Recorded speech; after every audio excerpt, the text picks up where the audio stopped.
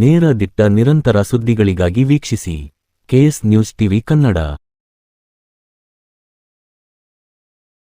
ವಿಜಯನಗರ ಜಿಲ್ಲೆ ಹರಪನಹಳ್ಳಿ ತಾಲೂಕಿನ ಅರಸೀಕೆರೆ ಗ್ರಾಮದ ಅರಸೀಕೆರೆ ಹಿಕ್ಕಿಮಗೆರೆ ಪಂಪಣ್ಣ ಗೌರಮ್ಮ ಆಂಗ್ಲ ಮಾಧ್ಯಮ ಹಿರಿಯ ಪ್ರಾಥಮಿಕ ಶಾಲೆಯಲ್ಲಿ ದಿನಾಂಕ ಮಾರ್ಚ್ 11, 2025 ಮಂಗಳವಾರದಂದು ಪ್ರಥಮ ವರ್ಷದ ವಾರ್ಷಿಕೋತ್ಸವ ಕಾರ್ಯಕ್ರಮ ಹಮ್ಮಿಕೊಳ್ಳಲಾಗಿತ್ತು. ಪಿ.ಎಸ್.ಐ.ಕೆ. ರಂಗಯ್ಯ ಕಾರ್ಯಕ್ರಮ ಉದ್ಘಾಟಿಸಿ ಮಾತನಾಡಿ, ಈ ಊರಲ್ಲಿ ಇಂಗ್ಲಿಷ್ ಮಾಧ್ಯಮ ಪ್ರಾರಂಭವಾಗಿರುವುದು ವಿದ್ಯಾರ್ಥಿಗಳಿಗೆ ತುಂಬಾ ಅನುಕೂಲವಾಗಿದೆ.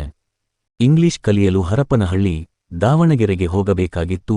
ಈ ಭಾಗದ ಹಳ್ಳಿಗಾಡಿನ ಮಕ್ಕಳಿಗೆ ಅನುಕೂಲವಾಗಲಿದೆ. ಪೋಷಕರು ತಮ್ಮ ಮಕ್ಕಳನ್ನು ಮೊಬೈಲ್ ಹಾಗೂ ಟಿವಿಯಿಂದ ದೂರವಿಡಬೇಕು.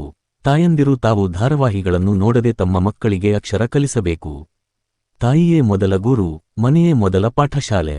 ಆದ್ದರಿಂದ ತಾಯಿಯು ತಮ್ಮ ಮಕ್ಕಳನ್ನು ಶಿಕ್ಷಣರನ್ನಾಗಿ ಮಾಡಿ ಆದಷ್ಟು ಮನೆಯಲ್ಲಿ ಮಕ್ಕಳಿಗೆ ಟಿವಿ, ಮೊಬೈಲ್ ಕೊಡಬೇಡಿ ಎಂದು ಹೇಳಿದರು. ಗ್ರಾಮ ಪಂಚಾಯಿತಿ ಅಧ್ಯಕ್ಷರಾದ ಹಾಲಮ್ಮ ನಾಗರಾಜ್ ಅಧ್ಯಕ್ಷತೆ ವಹಿಸಿ ಮಾತನಾಡಿ, ಮಕ್ಕಳು ಚೆನ್ನಾಗಿ ಓದಿ ಗುರುಗಳಿಗೆ, ತಂದೆ ತಾಯಂದಿರಿಗೆ, ಊರಿಗೆ ಹೆಸರು ತರುವಂತರಾಗಿರಿ ಎಂದು ಹೇಳಿದರು. ಎಸ್.ಎಂ.ಸಿ.ಕೆ. ಕಾಲೇಜಿನ ಪ್ರಾಂಶುಪಾಲರಾದ ಪಿ. ದುರುಗೇಶ್ ಮಾತನಾಡಿ, ಒಬ್ಬ ಶಿಲ್ಪಿಯು ಕಲ್ಲನ್ನು ಹೇಗೆ ಮೂರ್ತಿಯನ್ನಾಗಿ ಮಾಡುವನೋ ಅದೇ ರೀತಿಯಾಗಿ ಮಕ್ಕಳನ್ನು ಸುಂದರ ಮೂರ್ತಿಯನ್ನಾಗಿ ಮಾಡುವುದು ಶಿಕ್ಷಕರ ಕರ್ತವ್ಯವಾಗಿದೆ. ಶಿಕ್ಷಕರು ಮೊದಲು ಸಂಸ್ಕಾರವಂತರಾಗಿರಬೇಕು, ಆಗ ಮಾತ್ರ ಉತ್ತಮ ಶಿಕ್ಷಕರಾಗಲು ಸಾಧ್ಯ. ಶಿಕ್ಷಣದ ಜೊತೆಗೆ ಇತರ ಒಳ್ಳೆಯ ಚಟುವಟಿಕೆಗಳಲ್ಲಿ ಭಾಗವಹಿಸುವಂತೆ ಮಾಡಬೇಕು.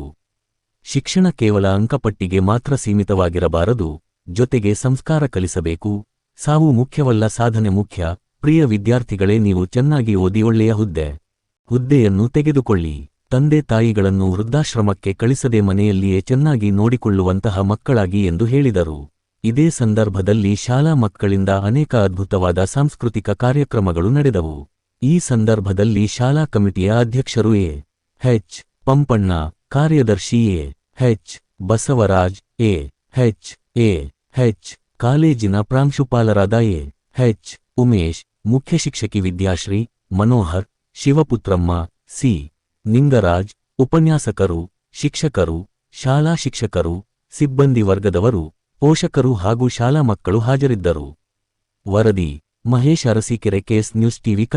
ಭಾಗವಹಿಸಂತೆ ಮಾಡ್ರಿ ಅಂತ ಭಾಗದಲ್ಲಿ ಕೇಳ್ತೀನಿ.